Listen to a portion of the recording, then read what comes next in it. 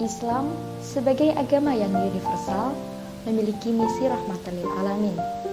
Dalam hal ini, Islam telah mengatur berbagai aspek kehidupan, baik kehidupan sehari-hari seperti makan, minum, belajar, dan sebagainya, sampai pada kehidupan yang berhubungan dengan kehidupan berbangsa dan bernegara.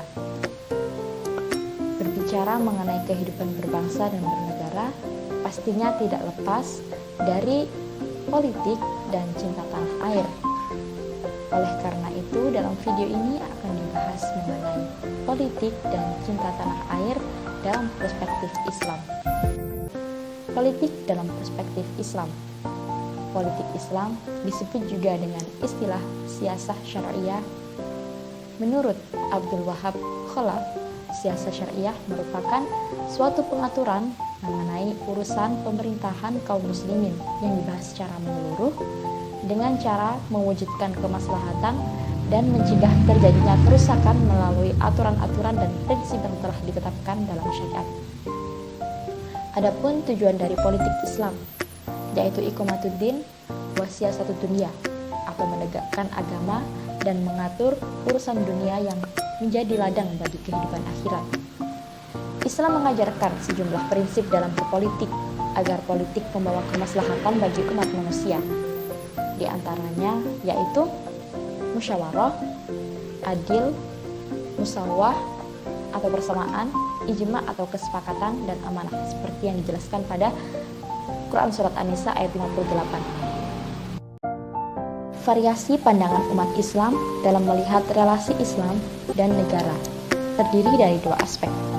Yang pertama yaitu tipologi relasi agama dan negara. Berdasarkan pemikiran politik Islam modern, terdapat tiga tipologi relasi agama dan negara. Yang pertama yaitu tipologi teodemokrasi yang menganggap bahwa agama sekaligus negara. Keduanya merupakan entitas yang menyatu. Mereka memandang Islam sebagai suatu agama yang serba lengkap, termasuk ketatanegaraan atau politik. Hal ini sejalan dengan pemikiran Al-Maududi bahwa sistem politik didasarkan pada tiga prinsip pokok, yaitu tauhid, risalah, dan khilafah. Di antara tokoh-tokohnya yaitu Rashid Ridho, Sayyid Qutb, Al-Maududi, Hasan Al-Banna, Muhammad Abduh, dan Muhammad Nasir. Yang kedua yaitu tipologi sekuler yang berpendapat bahwa agama bukanlah negara. Dalam hal ini, agama tidak harus diatur oleh negara, dan begitu juga sebaliknya. Hal ini sejalan dengan pemikiran Ali Abdul Razik, Lutfi Sayyid, Khalafullah, Muhammad Said, Farouj Fauda, Abdurrahman Wahid, dan mantan Presiden Soekarno. Yang ketiga yaitu tipologi moderat. Tipologi ini berpendirian bahwa Islam tidak mengatur sistem ketatanegaraan, tetapi terdapat seperangkat tata nilai etika bagi kehidupan bernegara, dan tidak satu nas pun dalam Al-Quran yang memerintahkan didirikannya sebuah negara Islam. Tokoh-tokoh kelompok ini adalah Ahmad Amin, Muhammad Hussein Haikal, Muhammad Imaroh, Fadlur Rahman, Amin Rais, dan Jalaluddin Rahmat. Aspek yang kedua yaitu Negara Kesatuan Republik Indonesia atau yang kita sebut dengan NKRI.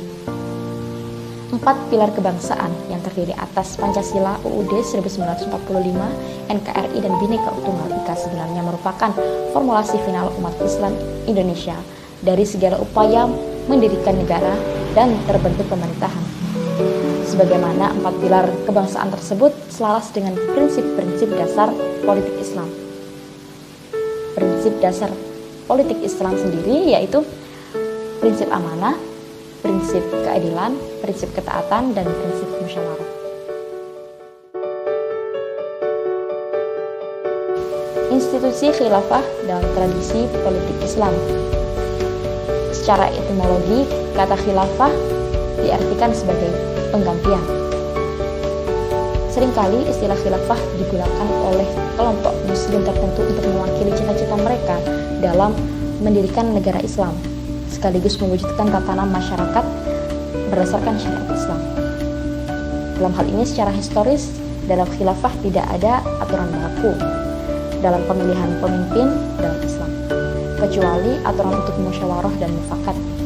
Namun prosedurnya selalu berubah-ubah sesuai dengan tuntutan zaman yang mengiringinya.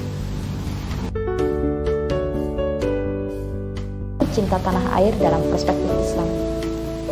Cinta tanah air merupakan tabiat alami manusia yang dapat menumbuhkan sikap nasionalisme, patriotisme, rela berkorban, dan pantang menyerah.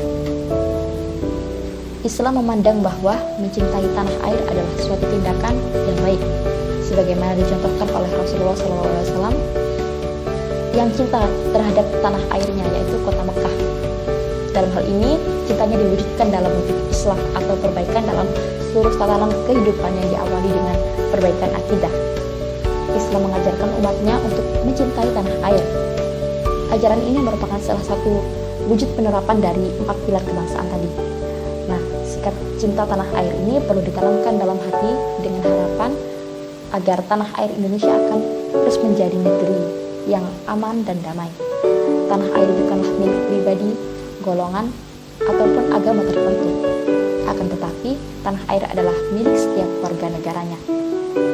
Dengan demikian dapat disimpulkan bahwa dalam pandangan Islam, politik dan cinta tanah air adalah hal yang harus dipahami umat Islam agar hidupnya menjadi berkah. Sekian dari saya. Wassalamualaikum warahmatullahi wabarakatuh.